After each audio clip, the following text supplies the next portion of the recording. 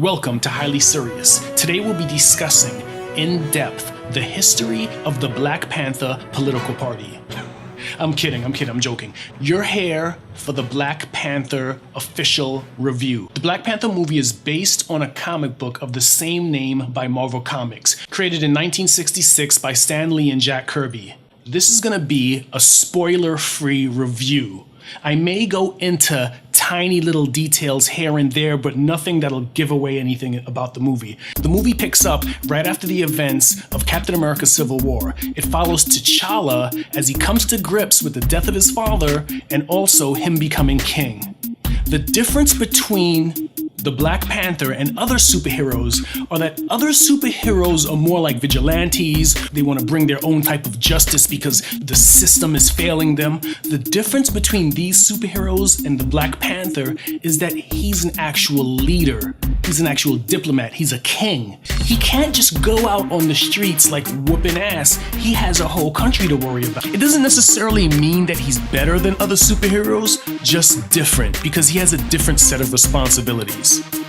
I think the thing that amazed me the most about Black Panther was some of the shots, like the sweeping landscape shots. Probably the best I've seen since No Country for Old Men. It's one of those things that really stands out to you when the movie first opens. Some of the shots are so amazing. The cinematography by Rachel Morrison is so on point. The visuals are beautiful. Actually, I would be surprised if this movie doesn't win some type of award for costume design also. The set design, the costume design, just everything was just so original in this movie. The thing I love about the Black Panther is that it's set in Wakanda. You get to learn a lot about the country, about their culture.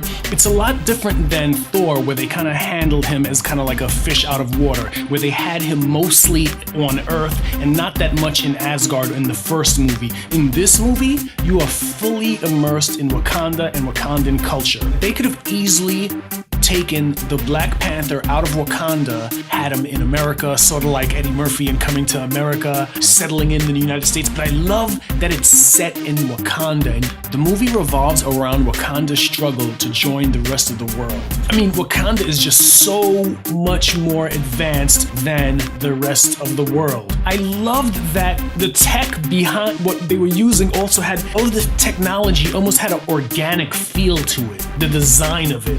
I was very impressed by the set design and the originality, the look and feel of the technology in this movie. If I had to have one critique of the movie, I would say that some of the scenes that use a lot of CGI, like a lot of the action scenes towards the end, look a little bit cartoony, but it doesn't take you out of the film. You stay fully immersed. It's just a little nitpick. One of the scene stealers in this movie is Letitia Wright, who plays Shuri, the Black Panther, T'Challa's younger sister. She's kind of like the Q to his James Bond. She has such incredible quips, she's bubbly, she's full of energy, and she's also one of the smartest people in the whole movie.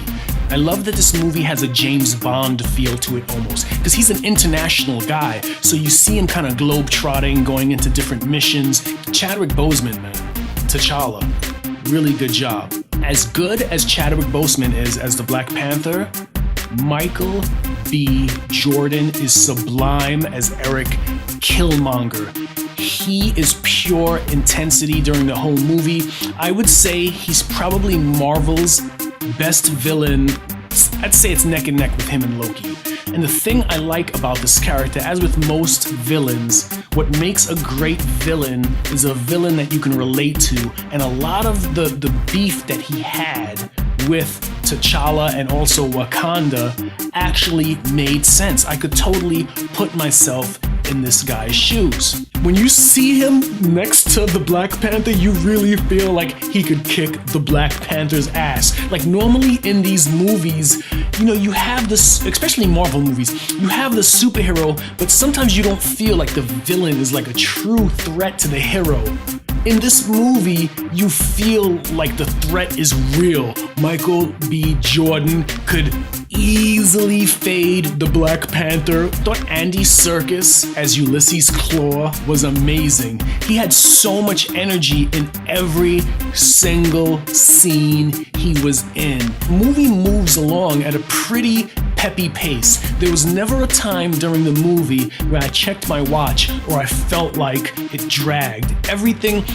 The movie runs at about 2.5 hours, but didn't feel like it was that long. I'm not sure if I'm pronouncing his name properly, but John Kanai as King T'Chaka gives such a heartfelt performance in this movie. If I had to rank this movie just to give you a feel of how good this movie is, I would put it on or near the same level as Batman Begins. That's how good it is. The biggest compliment I could give Ryan Coogler about Black Panther is that as a kid growing up, I read the X-Men, I read Iron Man, I read Captain America, I read a ton of comics. I liked the Black Panther when he was in the Avengers, but I only read a couple of issues here and there of the Black Panther. The biggest compliment I can give Ryan Coogler is that he made me a huge fan of the Black Panther. Like now I want to go back and buy a bunch of vintage comic books and read all of his comics. That's the biggest compliment I could give this dude.